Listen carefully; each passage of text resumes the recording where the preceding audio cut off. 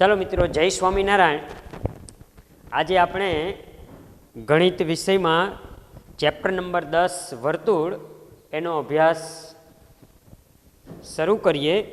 સૌ પ્રથમ આપણે થિયરીનો અભ્યાસ કરીએ.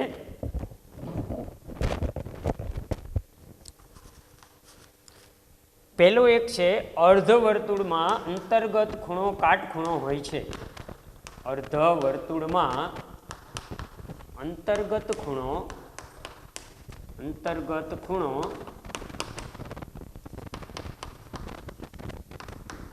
કાટખૂણો હોય છે. ચાલો, અર્ધવર્તુળ પહેલા આપણે દોરીએ. આ અર્ધવર્તુળ છે. અર્ધવર્તુળની અંદર જે આ કેન્દ્ર છે, બરાબર, આ વ્યાસ છે. એ વ્યાસના જે અંત્ય બિંદુઓ જે છે ત્યાંથી અહીંયા અર્ધ પરિઘ ઉપર ગમે ત્યાં આવી રીતે જોડવામાં આવે, ગમે ત્યાં, બરાબર. તો આ જે ખૂણો બને છે એને અર્ધવર્તુળનો અંતર્ગત ખૂણો કહેવામાં આવે છે. અને અંતર્ગત ખૂણો જે છે એ કાટખૂણો હોય છે. અહીંયા તમે પણ દોરી શકો છો.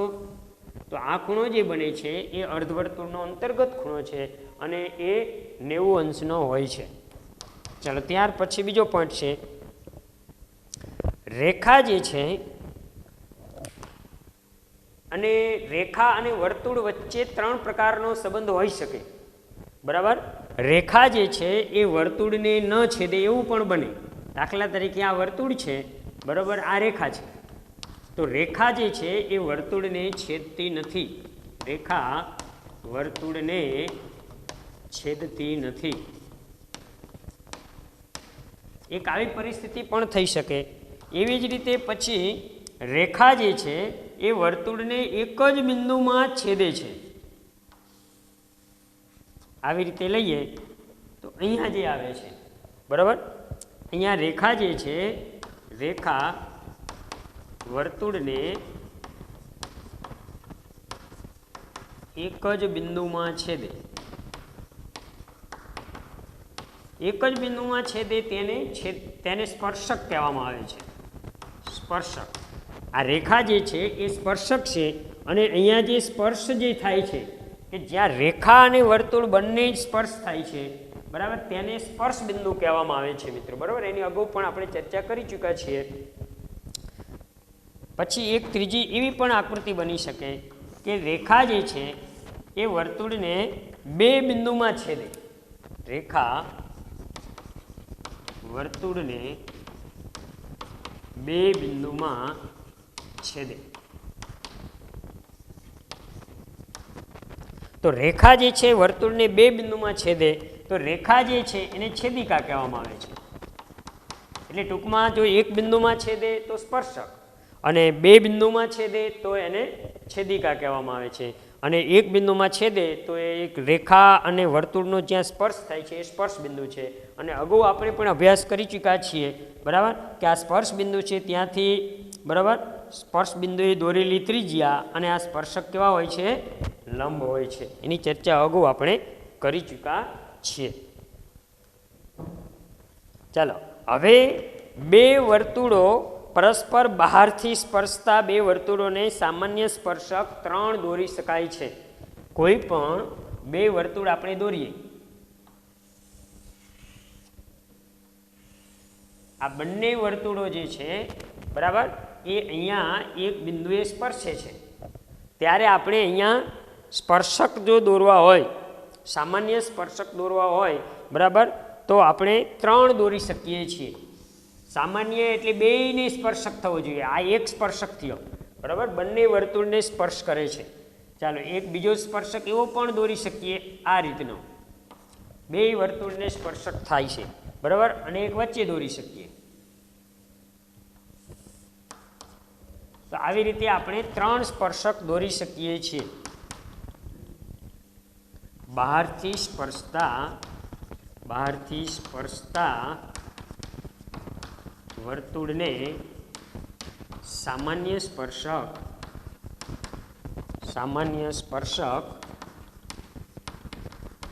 3 હોય છે.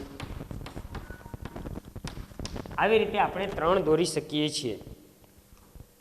ચાલો, ત્યાર પછી એક કાટકોણ ત્રિકોણ તમને આપેલો હોય, આ કાટકોણ ત્રિકોણ છે એની ત્રણેય બાજુઓને સ્પર્શતું આપણે વર્તુળ દોરીએ, ત્રણેય બાજુઓને સ્પર્શતું વર્તુળ, તો આ વર્તુળ છે એને અંતઃવૃત્ત, અંતઃ એટલે અંદર, વૃત્ત એટલે વર્તુળ, બરાબર. આને અંતઃવૃત્ત કહેવામાં આવે છે. ત્રિકોણની ત્રણેય બાજુઓને સ્પર્શતું વર્તુળ દોરીએ એને અંતઃવૃત્ત કહેવામાં આવે છે. તો અહીંયા જે અંતઃવૃત્ત જે છે એની ત્રિજ્યા મેળવવી હોય, બરાબર, તો એના માટે એક આવું સૂત્ર છે, અંતઃવૃત્તની ત્રિજ્યા બરાબર અંતઃવૃત્તની ત્રિજ્યા બરાબર કાટખૂણો બનાવતી બે બાજુનો સરવાળો. કાટખૂણો બનાવતી બે બાજુ મિત્રો કઈ છે આમાં? એક AB અને એક BC, એટલે AB પ્લસ BC. કાટખૂણો બનાવતી બે બાજુનો સરવાળો માઇનસ કર્ણ છેદમાં 2. આ સૂત્રનો ઉપયોગ કરો. કર્ણ AC છે મિત્રો, એટલે આપણે AC લખીએ. AB પ્લસ BC એટલે કે કાટખૂણો બનાવતી જે બે બાજુ છે એનો સરવાળો ઓછા કર્ણ એટલે AC છેદમાં 2. આ સૂત્રનો ઉપયોગ કરો એટલે જે કાટકોણ ત્રિકોણ જે છે, બરાબર, એની અંદર જે વર્તુળ છે, બરાબર, કે જે વર્તુળ જે છે એ ત્રિકોણની ત્રણેય બાજુને સ્પર્શે છે, તો આ વર્તુળ છે અંતઃવૃત્ત છે. તો અંતઃવૃત્તની ત્રિજ્યા શોધવા માટેનું આ સૂત્ર છે મિત્રો. ચાલો, એવી જ રીતે એક ચતુષ્કોણ છે,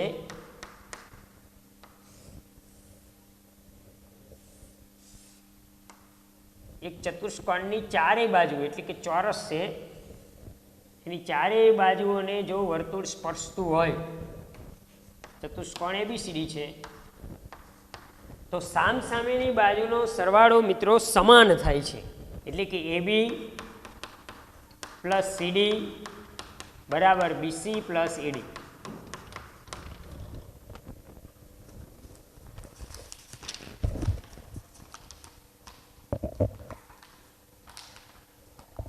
ચાલો, પછી એક ત્રિકોણ ABC હોય, એનું ક્ષેત્રફળ મેળવવું હોય, ABC ત્રિકોણ છે એનું ક્ષેત્રફળ મેળવવું હોય તો એના માટે હેરોન નામનો એક ગણિતશાસ્ત્રી હતો, એને એક સૂત્ર આપેલું છે. એ હેરોનનું સૂત્ર, બરાબર, આપણે ત્રિકોણનું ક્ષેત્રફળ શોધવા માટેનું એક સૂત્ર આવી ગયું, 1/3 ગુણ્યા પાયો ગુણ્યા વેધ. એ પણ ત્રિકોણનું ક્ષેત્રફળ શોધવાનું સૂત્ર છે મિત્રો, બરાબર. પછી યામ ભૂમિતિમાં એક ત્રિકોણનું ક્ષેત્રફળ શોધવાનું સૂત્ર આવી ગયું કે ત્રિકોણ ABCનું ક્ષેત્રફળ બરાબર 1/3 કૌંસમાં, પછી આપણે જે કરતા હતા, બરાબર, x કૌંસમાં y માઇનસ y, પછી પ્લસ કરીને x કૌંસમાં y માઇનસ y, પાછા પ્લસ કરીને x કૌંસમાં y માઇનસ y, પછી 1 2 3, પાછું એક સ્ટેપ આગળથી ચાલુ કરવાનું, 1 2 3, પાછું એક સ્ટેપ આગળથી ચાલુ કરવાનું, 1 2 3, બરાબર. એ સૂત્ર પણ ત્રિકોણનું ક્ષેત્રફળ શોધવાનું સૂત્ર.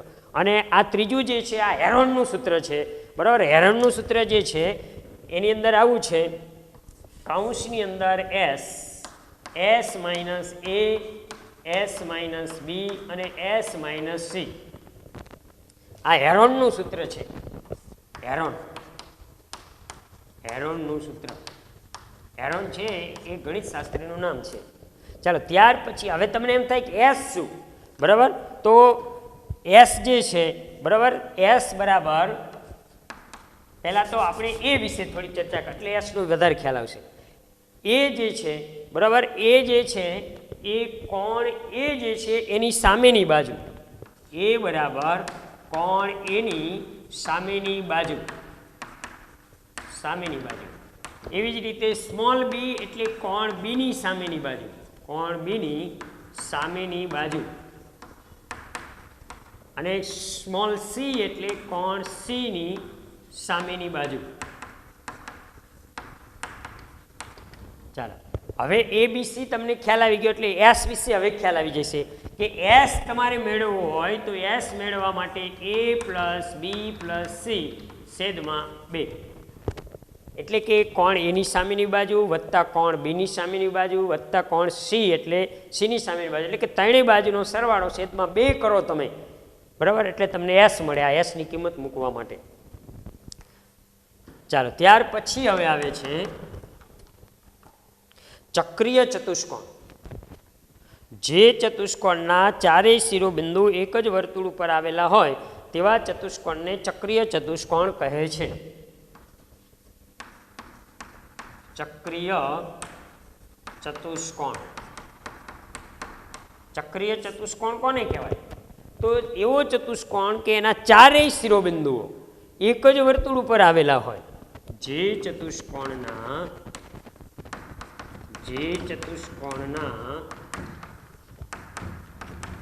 ચારેય શિરોબિંદુઓ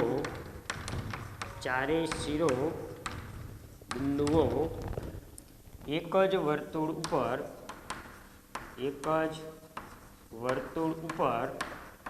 આવેલા હોય તેને, જે ચતુષ્કોણના ચારેય શિરોબિંદુઓ એક જ વર્તુળ ઉપર આવેલા હોય તેને ચક્રીય ચતુષ્કોણ કહે છે. આપણે આકૃતિ દોરી શકીએ.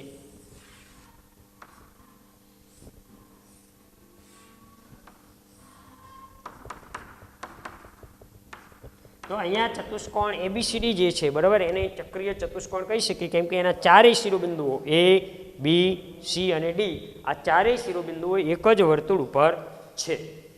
બરાબર. ચાલો, હવે જે ચક્રીય ચતુષ્કોણ જે છે એના સામસામેના ખૂણાઓ પૂરક હોય છે મિત્રો. ચક્રીય ચતુષ્કોણના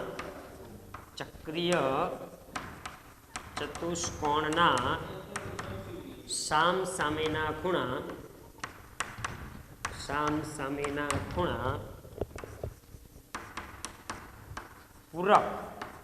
પૂરક એટલે 180 સરવાળો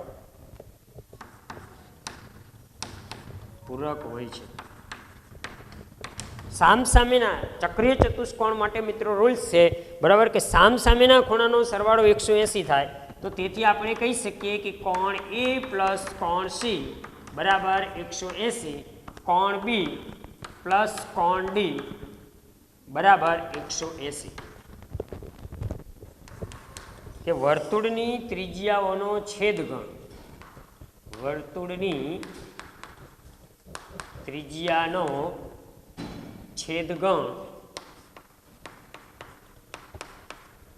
છેદગણ એટલે વર્તુળનું કેન્દ્ર.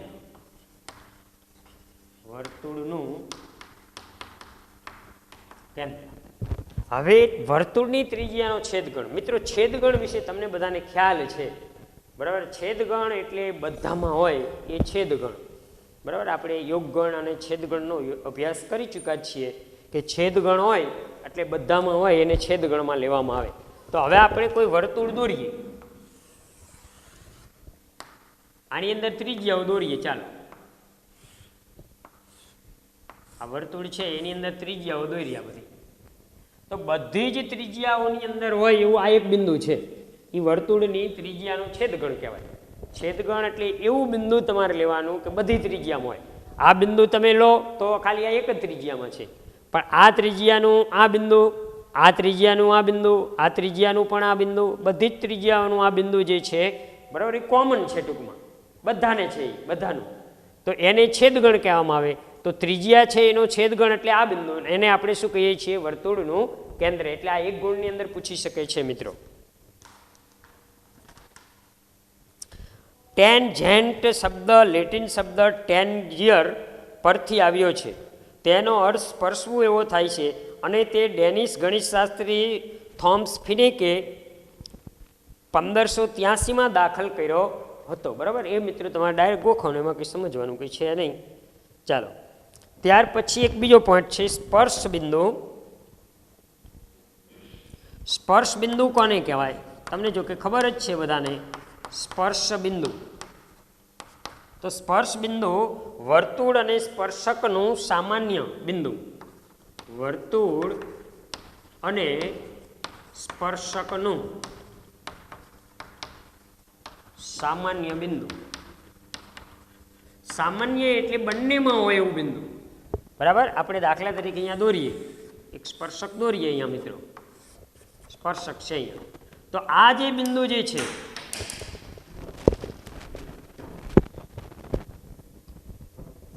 આ બિંદુ જે છે આ બિંદુ એ વર્તુળનું પણ બિંદુ છે અને સ્પર્શક જે છે એનું પણ બિંદુ છે. તો આ સામાન્ય બિંદુ કહેવાય, બંનેનું બિંદુ.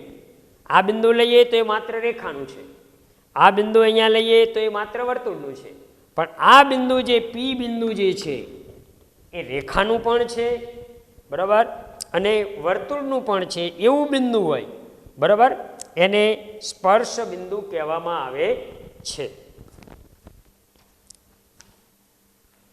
પછી પ્રમેય 10.1.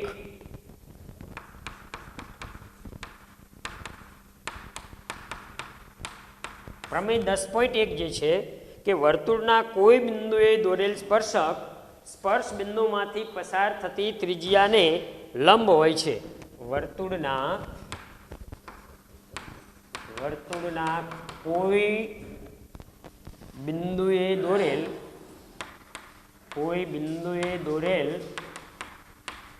સ્પર્શક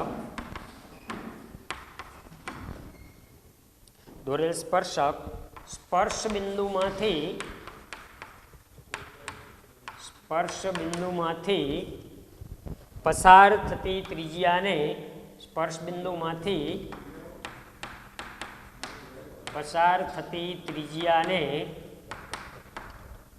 પસાર થતી ત્રિજ્યાને લંબ હોય છે.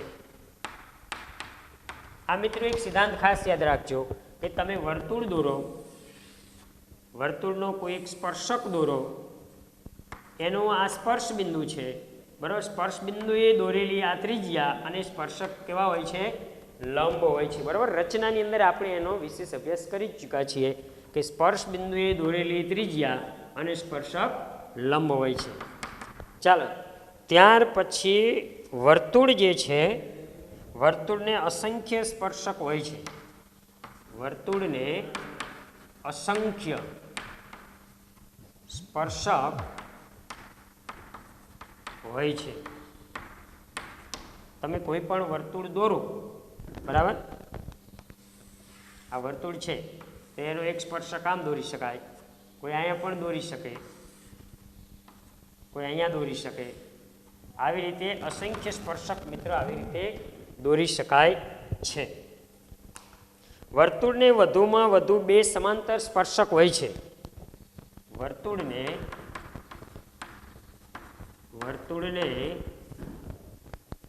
વધુમાં વધુ બે સમાંતર સ્પર્શક હોય છે. સમાંતર સ્પર્શક હોય છે. ચાલો, વર્તુળને વધુમાં વધુ બે એટલે 2 થી વધારે નહીં, બરાબર. વધુમાં વધુ 2 સમાંતર સ્પર્શક હોય છે. સમાંતર સ્પર્શક મિત્રો દોરવા હોય તો આપણે વધુમાં વધુ આવી રીતે 2 દોરી શકીએ.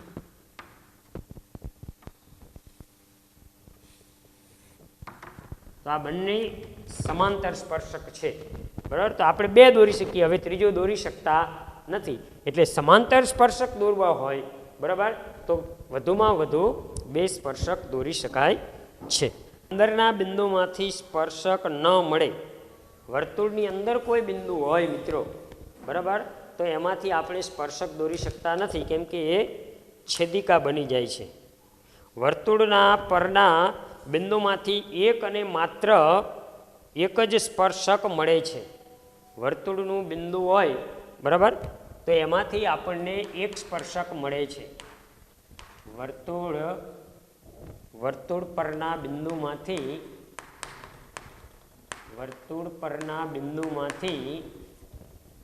એક અને માત્ર એક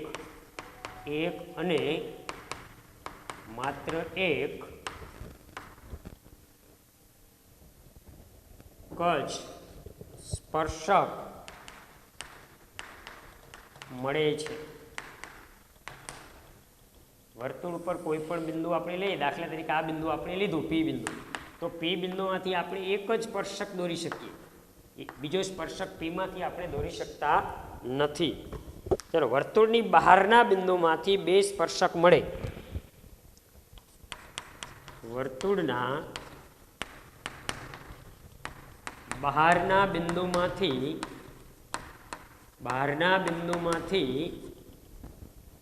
2 સ્પર્શક મળે. 2 સ્પર્શક મળે છે. બહારના બિંદુમાંથી બે સ્પર્શક મળે છે મિત્રો, બરાબર, અને બંને સ્પર્શક જે છે એની લંબાઈ સમાન હોય છે. બંને સ્પર્શકની લંબાઈ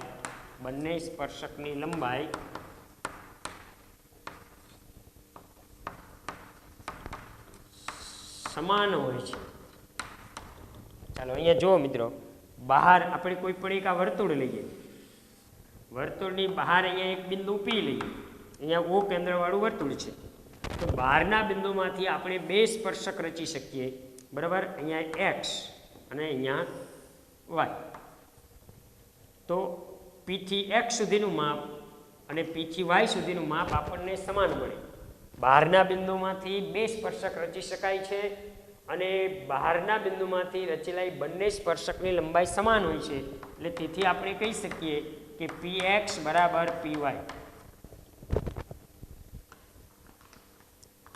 અને હવે છેલ્લો પોઈન્ટ બાકી રહે છે, વર્તુળનો અભિલંબ. વર્તુળનો અભિલંબ.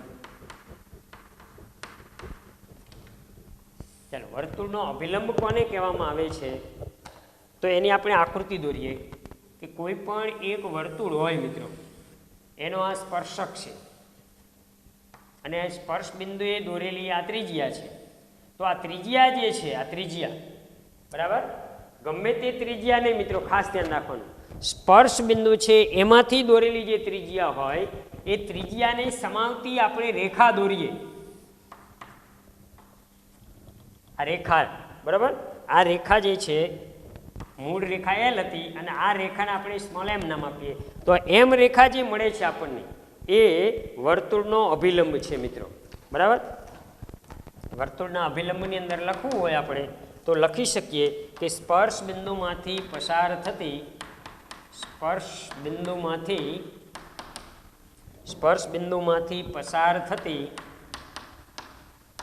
પસાર થતી અને ત્રિજ્યાને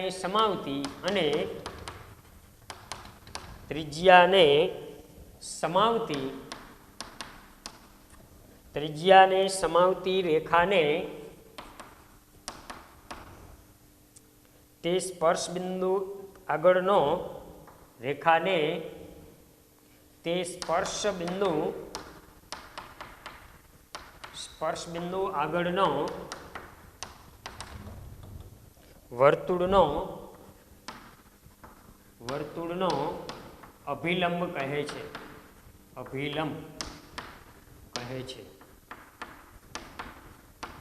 તો અહીંયા મિત્રો જોઈ શકો કે સ્પર્શ બિંદુમાંથી પસાર થતી અને આ સ્પર્શ બિંદુ છે, સ્પર્શ બિંદુમાંથી પસાર થતી અને ત્રિજ્યા જે છે, ત્રિજ્યાને સમાવતી રેખાને, આ રેખા જે છે, બરાબર, સ્પર્શ બિંદુમાંથી પસાર થતી હોય અને જે સ્પર્શ બિંદુએ દોરેલી જે ત્રિજ્યા છે એને સમાવતી રેખા આપણે જો દોરીએ, એવી રેખા દોરવાની કે એ રેખા જે છે સ્પર્શ બિંદુમાંથી પસાર થતી હોવી જોઈએ અને ત્રિજ્યા જે છે, બરાબર, સ્પર્શ બિંદુએ દોરેલી જે ત્રિજ્યા, બરાબર, એ ત્રિજ્યા જે છે એને સમાવતી હોય. તો એવી રેખા જો હોય તો એવી રેખાને આપણે વર્તુળનો અભિલંબ કહે છે.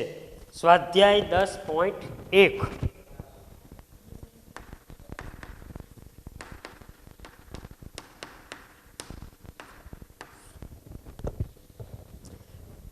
વર્તુળને કેટલા સ્પર્શક હોય? મિત્રો બરાબર ધ્યાન રાખજો, વર્તુળ આપણે દોરીએ તો એમાંથી આપણે સ્પર્શક કાઢવા હોય, બરાબર, તો કેટલા સ્પર્શક હોય? પહેલો પ્રશ્ન જે આપણો જે છે, દાખલા નંબર પહેલો, કે વર્તુળને કેટલા સ્પર્શક હોય? તો વર્તુળ આપણે મિત્રો દોરીએ, એની ઉપર અસંખ્ય બિંદુઓ હોય, એ બધા જ બિંદુમાંથી એ આપણે એક સ્પર્શક દોરી શકીએ, એટલે અસંખ્ય સ્પર્શક દોરી શકાય. એટલે પહેલા દાખલાની અંદર જવાબ આવશે અસંખ્ય. ચાલો, દાખલા નંબર 2, એનો પહેલો છે, સ્પર્શક વર્તુળને ખાલી જગ્યા બિંદુમાં છેદે.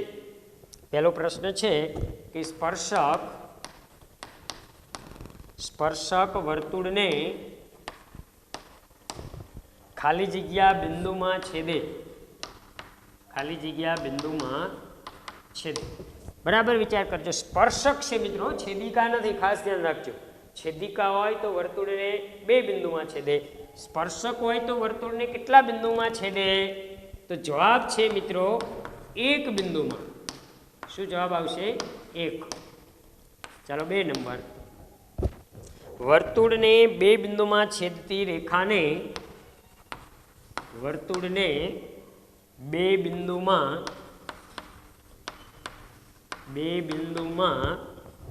છેદતી રેખાને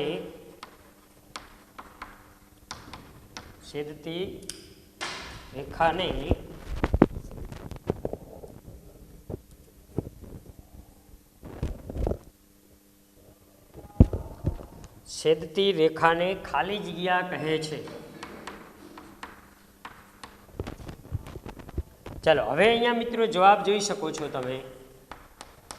વર્તુળને 2 બિંદુમાં છેદે, જો 1 બિંદુમાં છેદે તો સ્પર્શક, 2 બિંદુમાં છેદે તો છેદિકા, એટલે જવાબ આપણો મળે છે છેદિકા. ચાલો 3 નંબર.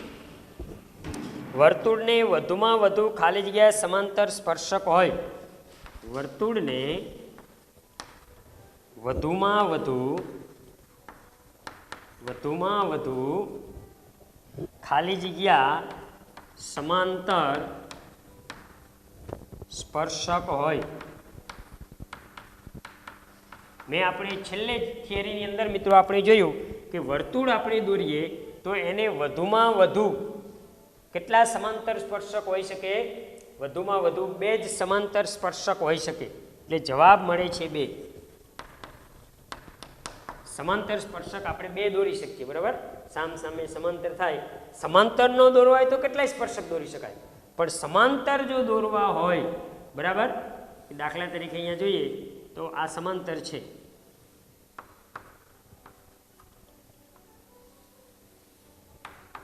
તો હવે આપણે ત્રીજો સ્પર્શક દોરી શકતા નથી, એટલે 2 વધુમાં વધુ 2 સમાંતર સ્પર્શક હોય છે.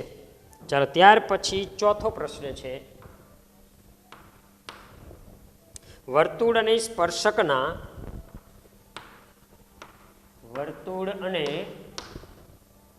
સ્પર્શકના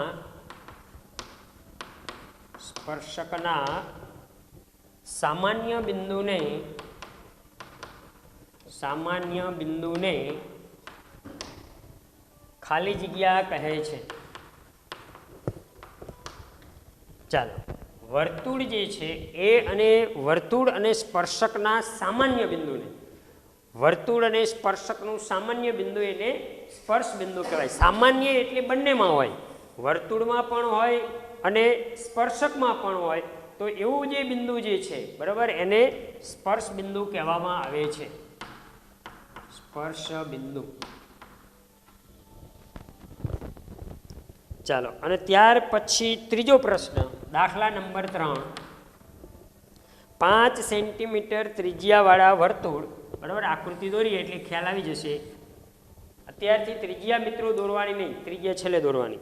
5 સેન્ટીમીટર ત્રિજ્યાવાળા વર્તુળના કોઈ બિંદુ P આગળ એક સ્પર્શક PQ, અહીંયા બહારના ભાગની અંદર P બિંદુ છે. વર્તુળના કોઈ બિંદુ P આગળ અહીંયા P બિંદુ છે, અહીંયા Q બિંદુ છે. 5 સેન્ટીમીટર ત્રિજ્યાવાળા વર્તુળના કોઈ બિંદુ P આગળ દોરેલ એક સ્પર્શક PQ, આ PQ જે છે એ સ્પર્શક છે. સ્પર્શક PQ કેન્દ્ર O માંથી પસાર થતી રેખાને Q બિંદુએ છેદે છે. અહીંથી જે આમ પસાર થાય છે એ આ Q બિંદુએ છેદે છે. OQ બરાબર 12, અહીંયા O છે, બરાબર, આ વર્તુળનું જે કેન્દ્ર જે છે, બરાબર, એ OQનું માપ 12 છે. તો PQની લંબાઈ શોધો. હવે આ PQ જે છે, બરાબર, એની લંબાઈ આપણે મેળવવાની છે. તો અહીંયા આપણે જાણીએ છીએ કે સ્પર્શ બિંદુ છે આ P જે છે, સ્પર્શ બિંદુએ દોરેલી ત્રિજ્યા અને આ સ્પર્શક લંબ હોય એટલે આ કાટકોણ ત્રિકોણ બને. કાટકોણ ત્રિકોણ બને એટલે પાયથાગોરસનો નિયમ આપણે લાગુ પાડી શકીએ. પાયથાગોરસના પ્રમેય પ્રમાણે, પાયથાગોરસના પ્રમેય મુજબ, પાયથાગોરસના પ્રમેય મુજબ આપણે અહીંયા પાયથાગોરસનો નિયમ લાગુ પાડીએ, બરાબર. તો PO વર્ગ વત્તા PQ વર્ગ બરાબર OQ વર્ગ. હવે અહીંયા ત્રિજ્યા મિત્રો તમને આપી દીધી છે 5 સેન્ટીમીટર ત્રિજ્યા છે, એટલે કે POનું માપ 5 છે, 5 એનો વર્ગ PQ જે આપણે શોધવાના છે, PQ વર્ગ આપણે શોધવાના છે. OQ એટલે 12 નો વર્ગ. ચાલો 5 નો વર્ગ 25, PQ વર્ગ બરાબર 12 નો વર્ગ 144. તેથી PQ વર્ગ બરાબર 144 માઇનસ 25. તેથી PQ વર્ગ બરાબર 144 માંથી 25 જાય,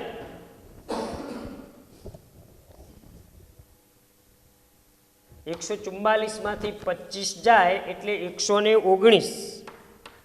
અને બંને બાજુ વર્ગમૂળ લઈએ આપણે એટલે PQ બરાબર √119 થશે.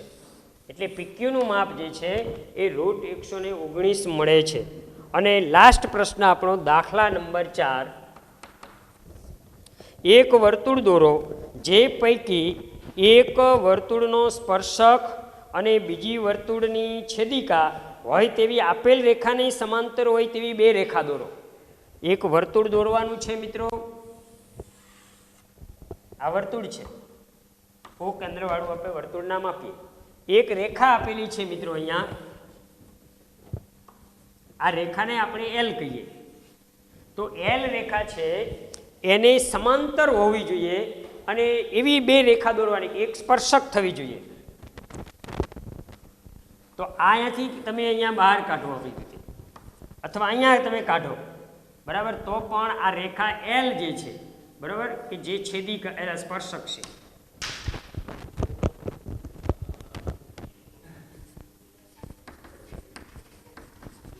સ્પર્શક. અને એક બીજી રેખા એક એવી કાઢવાની કે જે છેદિકા હોય. આ રેખાને M નામ આપીએ, L, અને M નામ આપીએ અને N નામ આપીએ.